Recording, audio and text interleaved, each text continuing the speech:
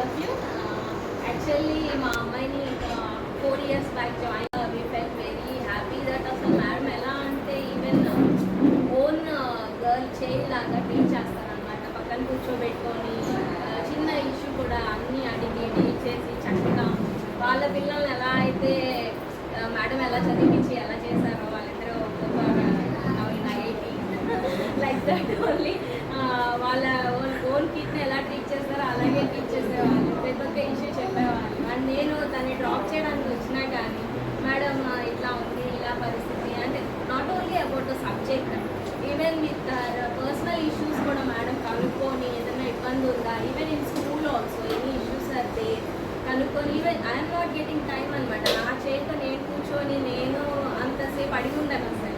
Madam అడిగి కొన్ని issues madam ఇలా అవుతున్నాయంట స్కూల్లో అండ్ ఫ్రెండ్స్ ఇలా ఉన్నారు చూసుకోండి మేడం అని నాకు మేడం చెప్పేవాళ్ళు అనమాట. నేను వచ్చినప్పుడు ఐఎమ్ వెరీ మ్యామ్ అసలు మీకు చాలా థ్యాంక్స్ చెప్పాలి because we both are very busy, we both are doctors paediatricians. మేము వేరే పిల్లల్ని ట్రీట్ చేయడంలో వేరే పిల్లల్ని చూసుకోవడంలో we're spending more time but we're lacking that time in our own kid అనమాట. అంత టైం మా కిడ్ మీద స్పెండ్ చేయలేదేమో అని చాలాసార్లు అనిపించేది.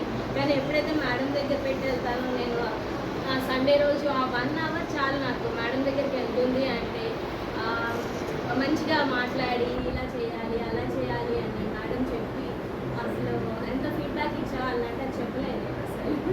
Thank you ma'am, thank you very much. And me future అంతా బాగుండాలని మీరు ఇంకా వేరే పిల్లల్ని కూడా అలాగే తీర్చిదిద్దాలని ఫ్యూచర్లో ఇంకా ఎన్నో మీకు రావాలని అనుకుంటున్నాం మ్యామ్.